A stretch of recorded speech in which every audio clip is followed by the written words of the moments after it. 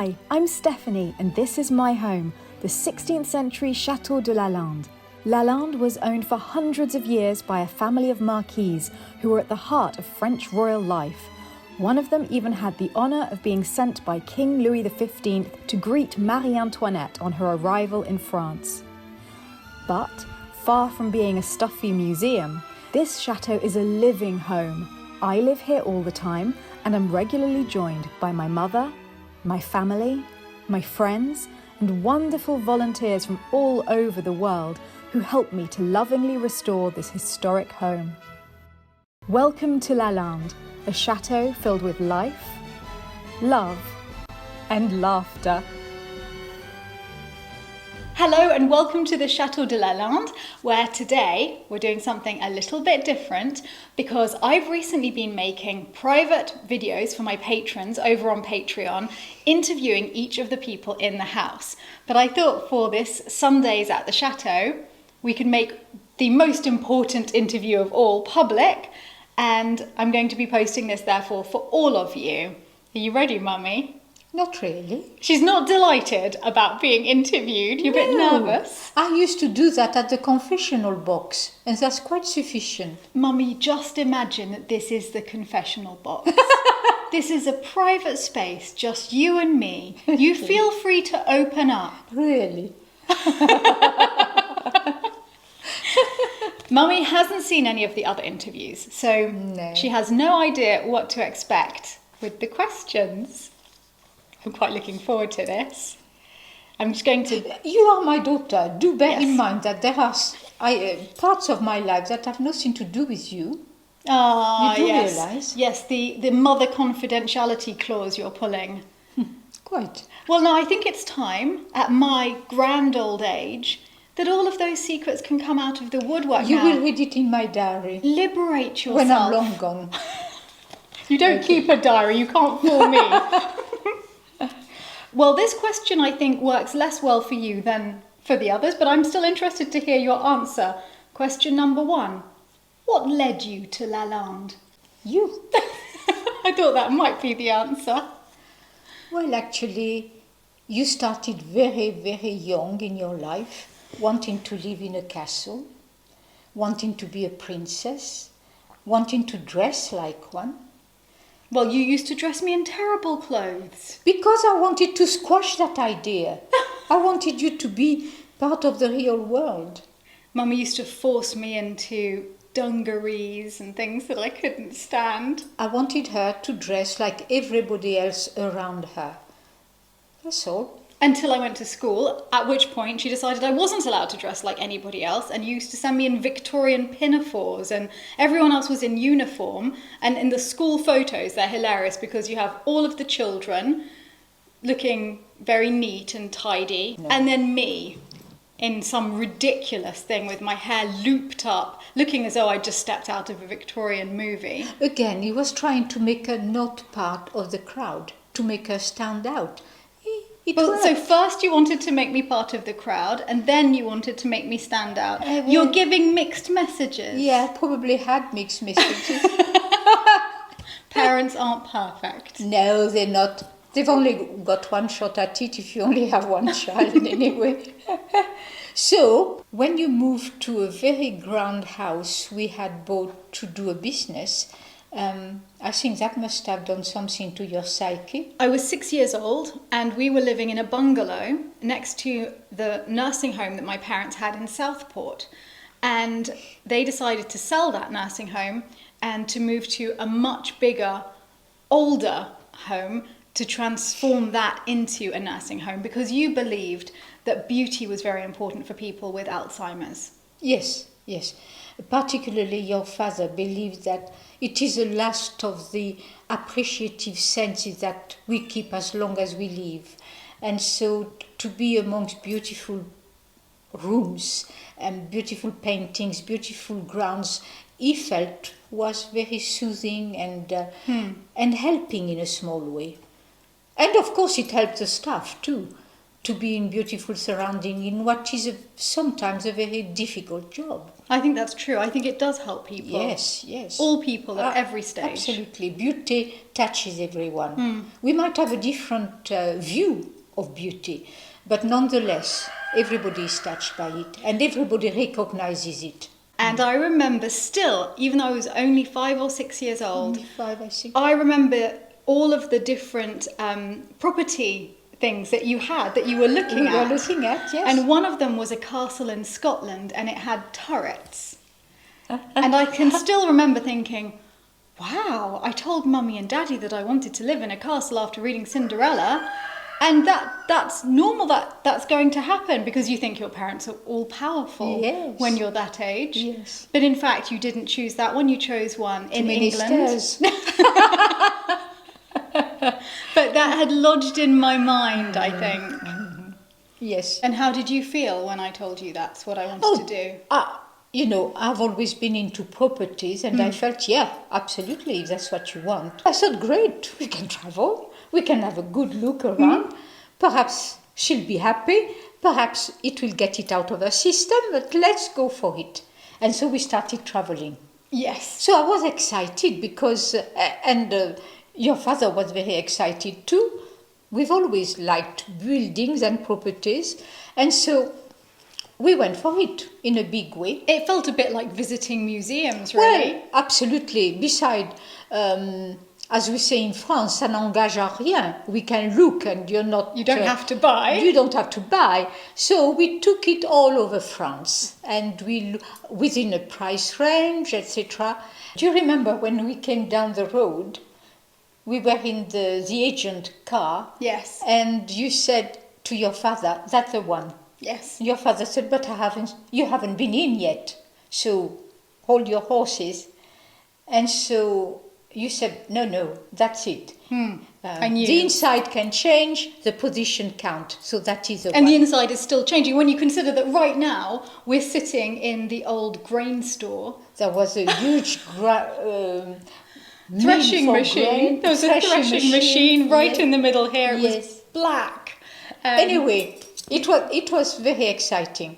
And so what I didn't like was the actual living in it and starting the works, because we did the work that are hidden, the heavy work like rewiring, like cesspit tanks everywhere, like putting shower room, bathroom, toilets everywhere. These are not cosmetic works, and so I don't like that sort of work, to live in the dust and so on. But anyway, that was part of the chateau living. And we had to go through that to get to now. Oh yeah, we had to go through that, absolutely.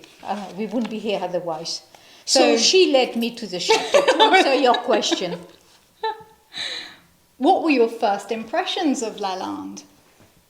Oh, I thought it was a lovely, manageable chateau, because I was very weary of chateaus with terribly high roof. I said, if I feel I can go and change a tile myself, that's fine. Do you feel you can go and change a tile yourself? But it's true, it's not one of the really high ones. Absolutely. I like it on the horizontal plane rather than the vertical plane, because we had seen many of chateaus on the vertical plane and the rooms are extremely small and it's very difficult to go up and down. For me, it wasn't the size of the rooms in those, it was that if you'd forgotten your mobile phone when you were in the kitchen, you had 4 flights of stairs to go up to find it somewhere else. This is it. So to me this was more reasonable. And how did you feel when we were first driving in, when I said to Daddy, when we were talking about liking this one? Personally, I was non-committal because I thought surely there is something else to it. And so the something else was exposed at the back, the lake. When you walked through. That did. And the chapel. Oh, well, absolutely. Lake, chapel, it was just there. And then I thought, yes, this is absolutely right. For me, a strange thing, because I actually rarely go down there, but I think what sealed it for me was the little bridge over the stream in the woods.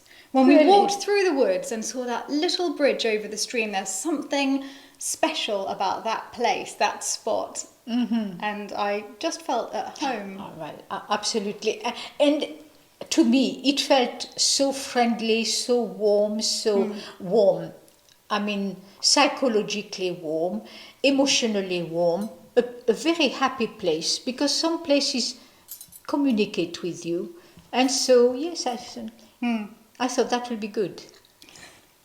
What's your favourite colour and why?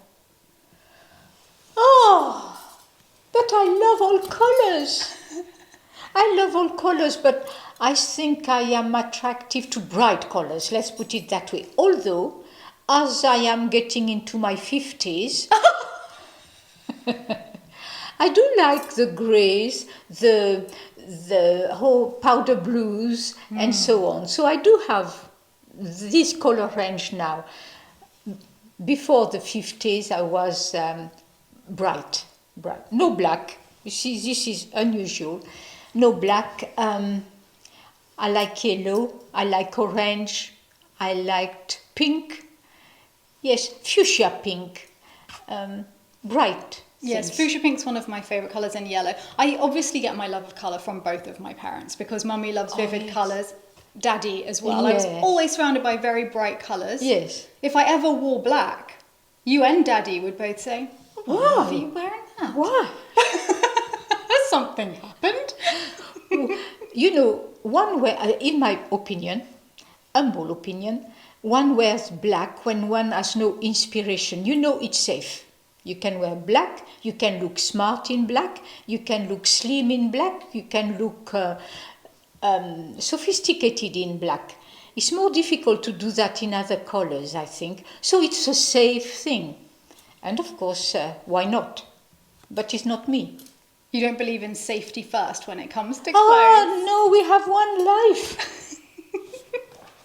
So all colours, but All mainly vivid colours, ones, and yes. a soft spot for fuchsia and yellow. Yes. What did you want to be when you grew up, and what did you become? Do you know, I don't think I had a goal to be anything. Oh yes, the stage perhaps. I would have loved to be on the stage. I'm sure that's not going to come as a huge surprise to anybody to hear that. But I did not live in an atmosphere that would push me to go onto the stage. I lived in a little village in my very small childhood. After that we travelled a great deal. But then I was very young. How old do you think? I don't know, 6, something like that. And the mayor of the village was putting a production on in the village. And I'd heard about it. I lived next door to the mayor. And I kept asking him, what role have I got in that production? And he would fob me off. I pestered him. But I need a role, I'll be good, I'll need a role. And in the end, probably for peace sake, he said I could have a role. And my role was to walk onto the stage and said, "Good night, Daddy," to a boy who was playing, obviously, something.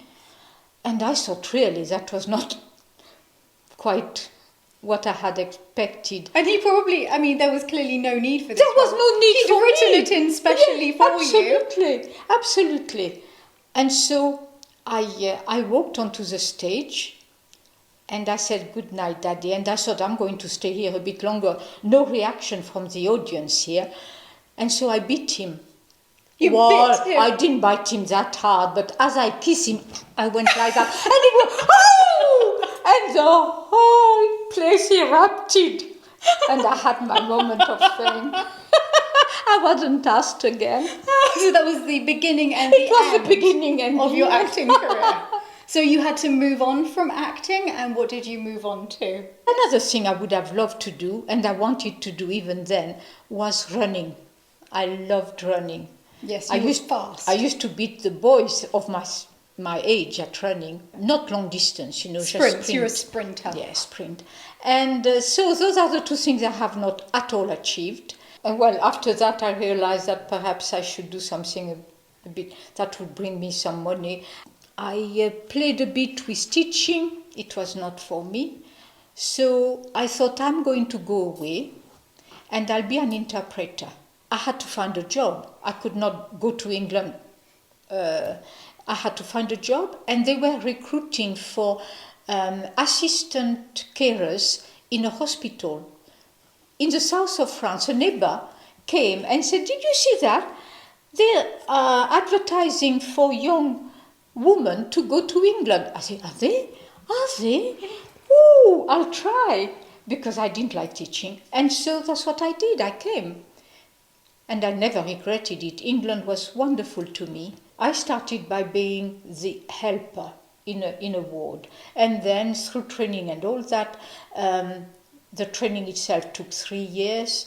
And then I became a ward sister. Then I became a nursing officer, which is in charge of several wards. And then a senior nursing officer, which is in charge of the hospital. And that's when my husband put to me the idea of working for ourselves. I didn't want to, because I had a very interesting job. I was doing reports for the Ministry of Health. It was most interesting. But I thought, well, I know all he wants to do is paint. So if he's his own boss, he will get that opportunity. And so I went along with it. I left the National Health. I didn't regret it at all, because we worked for ourselves, and it's a different thing altogether. I have had a wonderful, wonderful working life in England. England gave me so many opportunities. But of course, once you were employing yourself, you couldn't ever get away. You didn't have holidays anymore. Never. No That's what I holidays. remember. So from the age of 6 until I was in my late teens, we didn't have any family holidays together. Well, 2. That's not true. We had 2. One when I was 12 to Orlando, and one when I was 15 to the south of France. That one didn't go so well because Daddy fractured his skull. Yeah. So we had 2 family holidays. One ended badly, though luckily he recovered and it was all okay in the end. But it took a couple of years for things to be okay again after that. Very much so. So yeah, family holidays weren't really a part of my life. And I think that's why we enjoy each other's company so much now, because I never just got used to it as a child. It's still special. There was also something I very much needed you to be. I wanted you to be bilingual. I felt that my heritage should be passed on to you. And so you were sent from the age of 3 on your own. In those days you could travel on your own with your card, etc. And to my mother. And there you spoke French entirely, and I only spoke French to you. And your father only spoke English to you. And so that's how you became bilingual. But I loved those holidays because I spent every single school holiday with my grandmother and my uncles and my aunt in France, and it was an idyllic childhood. I was sad not to be with you and Daddy. It didn't show. Well, I don't actually remember being sad about it. We would hand her, give her to the staff at the air hostess. The air hostess, yes. And she would go, and her father and I, we would be... And you would never turn back. Oh. Not a single time would you turn back. Well, I was very busy, Mummy. I was going on a journey. Yes. So that question was, what did you want to be when you grew up, and what did you become? Yes, you wanted to be an actress or a sprinter, and you became the senior nursing officer and a psychiatric nurse. Yes. And that's exactly that. You went off piece, didn't you? No dedication there, was there? But in a way, you're performing now. I know that you're being yourself, and so it's not really acting. No, it's not acting. But that's it, you see, I could have been myself on stage too. I don't think they had reality shows in those days, Mummy. You had to wait all these decades before reality shows became a thing. Well, that's right, and now I'm in front of the camera. It's incredible. Isn't that incredible? How life... You see, I was made for it. There is such a thing called destiny. Believe in it. What has been a defining moment in your life? Oh, my defining moment was to marry your father. Definitely. In why was that so defining? Because I was exposed to a different way of life, different thoughts, different experiences. He loved to read about all sorts of different things, about art, about philosophy and so on. And it introduced me to that world. And so it was very defining. I wouldn't be who I am now if I hadn't met him. And also, I think what was defining before that was the amount of travel I did with my parents, and that taught me different ways of living, different countries, different everything, transportation and so on, taking boats, taking planes, and that was very good. Learning to be comfortable with that, which is probably to belong to the world. Yes, and without that, you would never have sent me alone at the age of 3 to and another probably country. I would not have gone to England. No. You see, so perhaps that was the most defining thing. And why were you travelling so much? Can you tell everyone? My father was in the army, and so he was posted here and there. And when I could not go, I would go to a boarding school. But when I could go, I would follow. But so I changed school all the time. Where did you live? We lived in many places in France, in Germany, Senegal, in Madagascar. And those were in the days when people really did not travel. So I could come back to my little village, very, very insular little place where if you married somebody from 20 kilometers away, it was a foreigner, So very, very different. I can go anywhere and feel at home. I am so adaptable. When I think people are feeling, I'm away from so and so. No, I am at home the minute I put my feet somewhere. India, America, wherever, I feel at home. My friends tease me because I get this from you, and if we're on holiday somewhere, when I'm talking about going to the hotel, I'll say, okay, well, let's go home now, and then we can pop out again. And I mean it absolutely. That hotel, it's my home, so I say it naturally. Yes. I think it is the fact that I tend to live for the moment, not for what is past, not for tomorrow as such. This is the only reality. And so where I am at home, because one needs a home, and you make it wherever you are now. What did your father do in the army? He was an adjutant chef in the colonial army. He was also, he was a show jumper. In the cavalry? In the cavalry. And so we were horse riding, of course. You don't like horses? I think my father frightened me of horses. I had to ride them. But he was telling us horrible stories. He thought it would toughen us up. But anyway, I'm okay on a horse outside. But the minute that horse tries to get in the stable, and I am still on it, no. that is a no. And once, many years after my childhood, in fact in England, we went out horse riding, a group of us, and the horse would not stop. And I could see the stables arriving. And so I stood up on the horse, took my feet out of the stirrup, and then stretched up and grabbed the roof off. And you were left dangling. I was left dangling. Anything rather than getting. And then the horse was down below looking at me. Oh, thank goodness I was a man in the yard. He got me down. I wasn't that far high, but I had stood on the horse because I used to do a bit of voltige, turning around on the horse, for fun. So I was quite nimble on the horse. I could lift up and like that.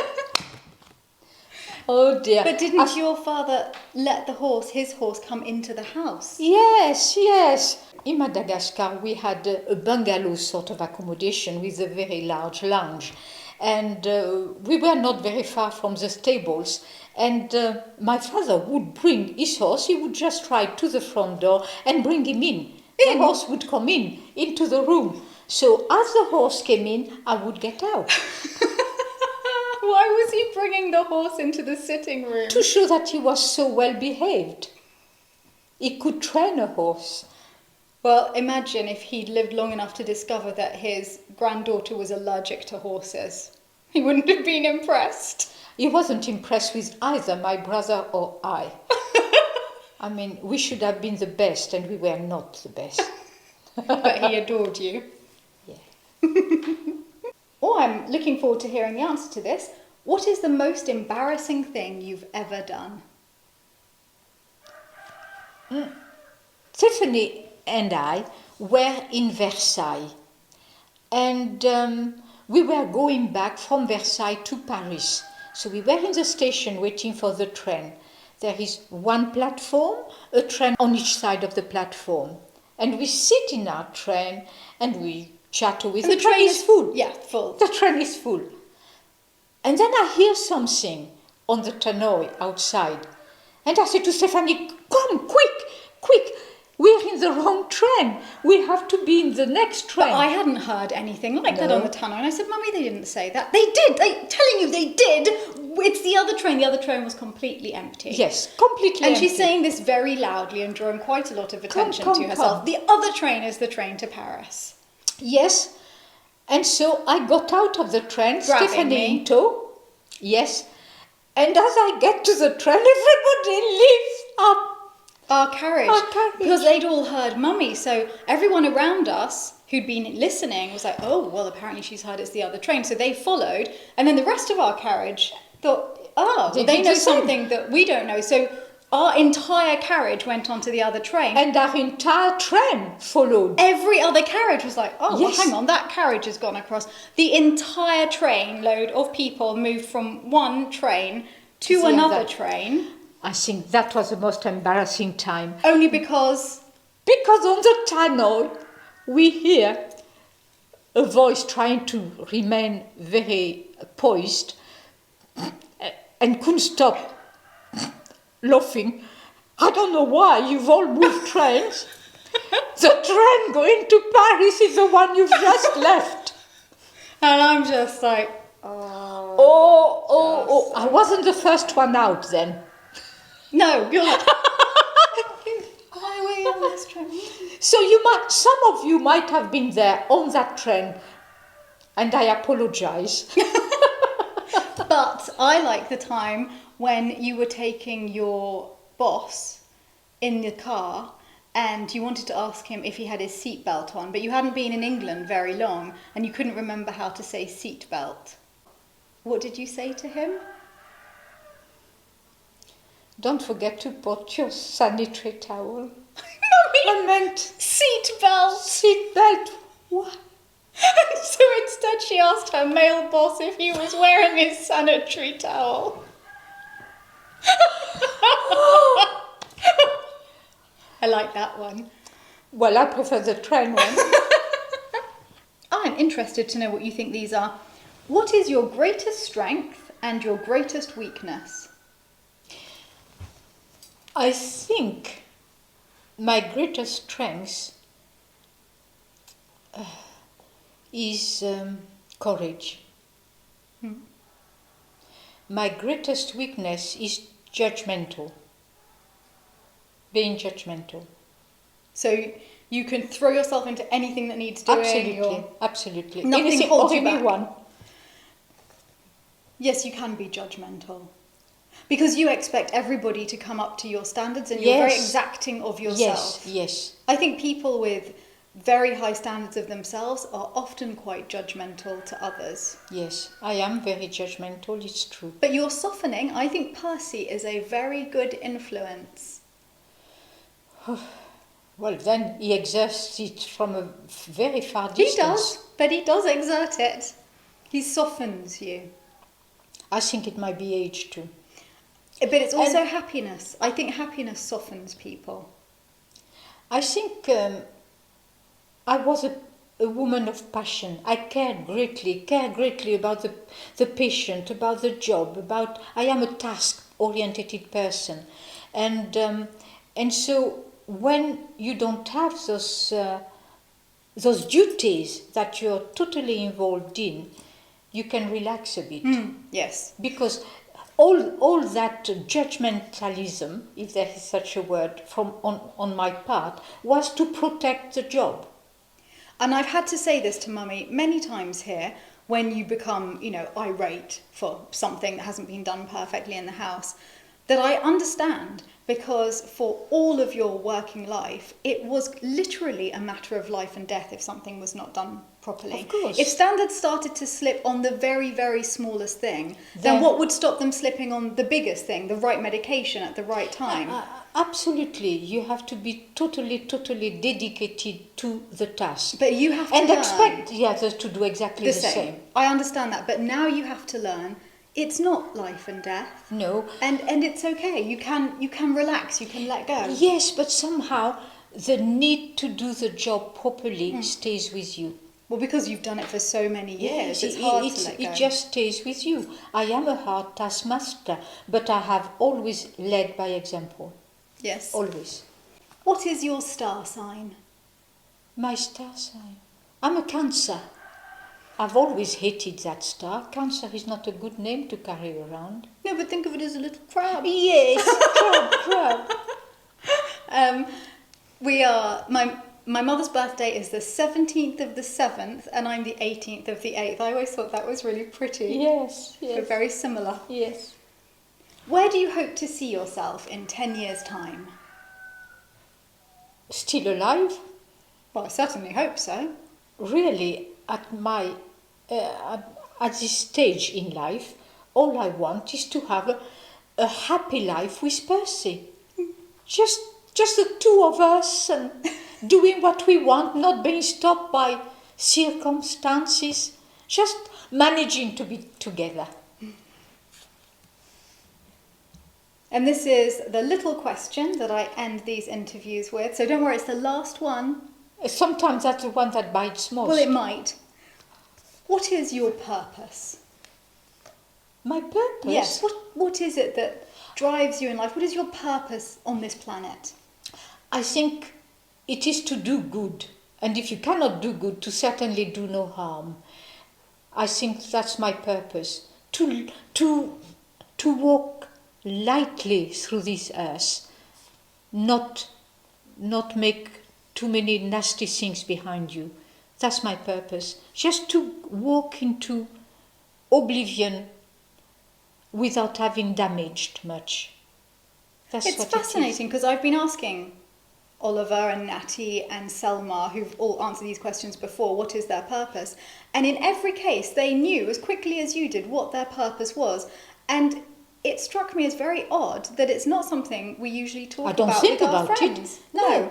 And yet it's actually fascinating what people see as their purpose. It's not something we ask ourselves, so it is nice. Perhaps if you had asked me when I was, 10, it would have been a very different answer. But now, this is my answer. It doesn't have to stay fixed throughout a lifetime, I don't think so at all. No, perhaps not. But I think that these questions should remind all of us to speak to the people that we see every day or that we love, our friends that we've known for years, and ask them questions like this, which reveal a lot about each other that perhaps we've overlooked, that we haven't thought to speak to people about. Mm-hmm. Well, I thoroughly enjoyed that. There were things I didn't know. I didn't know that was your purpose for a start. Hadn't you noticed it by my behaviour? Probably not. I would not, in a million years, have said that my mother's purpose was to tread lightly and leave no turbulence. Because if there's one thing you do, it's you leave turbulence. You are more of a rocket.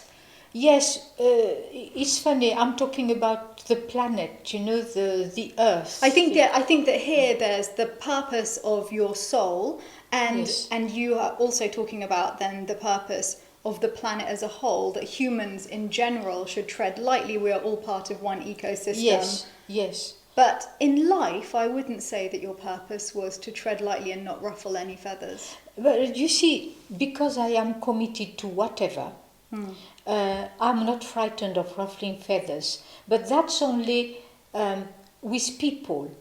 But for example, I would not want to destroy a stream by polluting it or anything like that. No, I would not do that.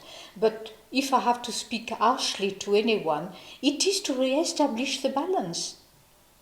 Ah. It is, yes, for things to be realigned and for that fine line to flow properly. Otherwise, people can sink you and you've got to just bring everything back up again. So I'm now, for the first time, realizing my mother is a warrior for peace. Definitely. But a warrior for it. Yes. And you for have good. to fight for your beliefs. You have yes. to fight for good. And for good. Okay. Oh, I told you it was a little question to end it with. And are you happy to be here? I know that Percy's not here, and it would be wonderful if he was. I am counting my blessings. It would be very churlish of me to complain, but of course, Percy, I feel very, very worried for Percy and sad because he's alone. I have everything here going on. Yes. He is alone, and that is very, very sad for me. Well, we all wish you were here. Well, everyone in this house feels it keenly. Yes, he's a lovely presence to have. Yeah, he is. He's a lovely man. Well, thank you, Mummy. I know that you were dreading this interview. How was it in the end? Yes, because I don't like to speak about myself. That's true. Thank you so much for watching. Thank you for being a perfect interviewee, Mummy. If you want to see the other interviews with Selma and Natty and Oliver, they're on my Patreon page. Tomorrow night, Monday, will be the present opening that we do once a week with the gifts that we've received unbelievably. Still to us, that just floors us. It's incredible. And on Tuesday will be the next Chateau Diaries, our diary of daily life here at Lalande. Until then, bye from Lalande. Bye-bye.